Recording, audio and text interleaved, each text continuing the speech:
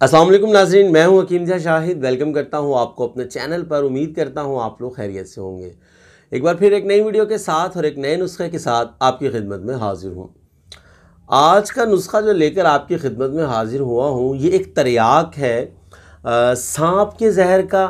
और जो लोग हमारे एक हिकमत में दवा यूज़ होती है संखिया, जो कि एक जहर होता है जिसको ऑर्सेनिक भी कहते हैं, नहीं इस्तेमाल करनी चाहिए मेरे ख़्याल के मुताबिक, क्योंकि बड़े मसाइल देखने में आते हैं इसके संखिया के इस्तेमाल के बाद।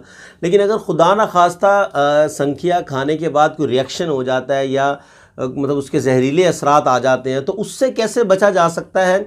और यही नुस्खा अगर किसी को सांप काट जाता है या बिच्छू काट जाता है, कोई जहरीला ज़्यादा बिच्छू होता है वो काट जाता है या सांप काट जाता है, तो उसका बेहतरीन तरीक़ा होगा, मतलब एक दो ये खुराक देने से ही जो है उस जहर जो होगा वो बॉडी से निकल जाएगा। तो ज़्यादा लंबी चौड़ी तमहीद नहीं करेंगे, क्योंकि ना इस मर्ज़ में ना असबाब है ना अलामात हैं, आपको सीधा नुस्खा की तरफ लिए चलेंगे। लेकिन उससे पहले अगर अभी तक आप लोगों ने हमारे चैनल को सब्सक्राइब नहीं किया तो सब्सक्राइब कीजिए, बेल आइकन को ज़रूर प्रेस कीजिए ताकि हमारी लेटेस्ट वीडियोज़ आपको मिल सकें। तो चलिए चलते हैं आज के अपने नुस्खा की तरफ। जी नाज़रीन, तो आ चुके हम अपने आज के नुस्खा की तरफ। तो हमें सिर्फ दो चीज़ों की ज़रूरत होगी। नंबर एक पे हमें रीठे का छिलका चाहिए होगा और नंबर दो पे हमें चाहिए होगी काफूर।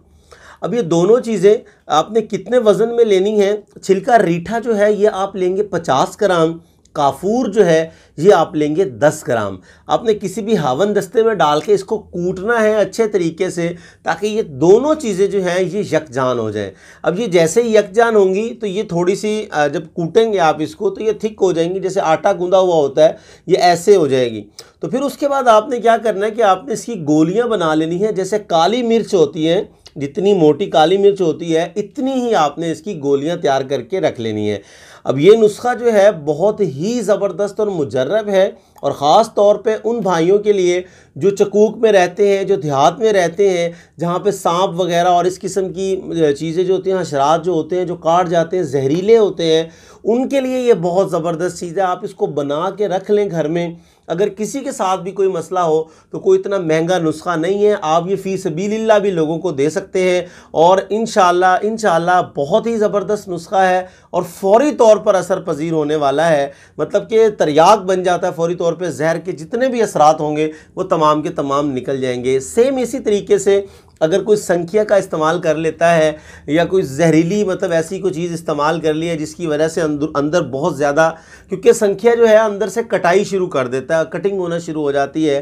फिर उसके बाद फौरी तौर पर मैं आपको संखिया का एक और छोटा सा तरीका बता देता हूँ कि अगर संखिया की वजह से कोई रिएक्शन शुरू हो जाए तो फौरी तौर पर जो अंडे की सफ़ेदियाँ होती हैं, जर्दी नहीं सफ़ेदी, कच्ची सफ़ेदी को फेंट कर फौरी तौर पर पिलाया जाए, ताकि अंदर जो है किसी किस्म का ज़्यादा ख़तरनाक मसला ना बन जाए। तो बहरहाल आज का नुस्खा यही था आप लोगों के लिए। बनाइए, इसको रखिए और फ़ी सबीलिल्लाह भी लोगों में दीजिए। बिच्छू काटने पर दे सकते हैं, सांप काटने पर दे सकते हैं, और संखिया तो अगर हुक्मा के नज़दीक मतलब ये बेहतर है, क्योंकि इस नुस्खा को अगर हुक्मा भी बना के रखें, और मेरा ख़्याल है कि हमारे हुक्मा ने इसको बना के रखा होगा संखिया का, अगर कोई इस्तेमाल करवाता है। जब भी आप संखिया का नुस्खा अगर किसी को दे रहे हैं तो साथ में उसका आपके पास ये तरियाक होना बहुत ज़रूरी है, ताकि खुदा ना खास्ता अल्लाह ना करे किसी किस्म का कोई इशू आ जाए तो आपके पास उसकी दवा मौजूद होनी चाहिए। लेकिन मैं यहाँ एक बात ज़रूर आप लोगों को बताऊँगा, अल्हम्दुलिल्लाह मेरे मतलब पर जहरीले जो कुश्ता जात होते हैं बिल्कुल इस्तेमाल नहीं किए जाते, और ना ही मैं करता हूँ और ना मैं इस हक़ में हूँ कि जहरीले कुश्ता जात इस्तेमाल किए जाएँ। बचना चाहिए। बहुत सारी चीज़ें हैं, आदमी सर्च करे तो बहुत कुछ मिल जाता है कि जो इन ख़तरनाक चीज़ों से ज़्यादा बेहतर है आप अच्छी चीज़ें यूज़ कीजिए, और मतलब जड़ी बूटियाँ इस्तेमाल कीजिए या ऐसे कुश्ताजात इस्तेमाल कीजिए जो जहरीले नहीं हैं।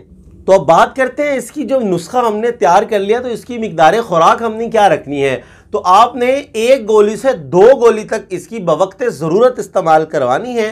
मतलब कि अगर कोई पेशेंट ऐसा आ गया है फौरी तौर पर आपने उसको 2 गोलियां इस्तेमाल करवा देनी है, और ये ज़्यादा से ज़्यादा आपको 2 या 3 दफ़ा खुराक देनी पड़ेगी, और इंशाल्लाह जो मरीज़ है वो सेहतयाब हो जाएगा। तो उम्मीद करता हूँ आज की वीडियो आपको पसंद आई होगी। अगर वीडियो पसंद आए तो लाइक ज़रूर कीजिएगा, शेयर कीजिएगा, ताकि आपके साथ साथ दूसरों का भी फ़ायदा हो जाए। तो आज के लिए इतना ही था, मिलते हैं किसी अगली वीडियो में। हकीम जा शाहिद को इजाज़त दीजिए, अल्लाह हाफिज़।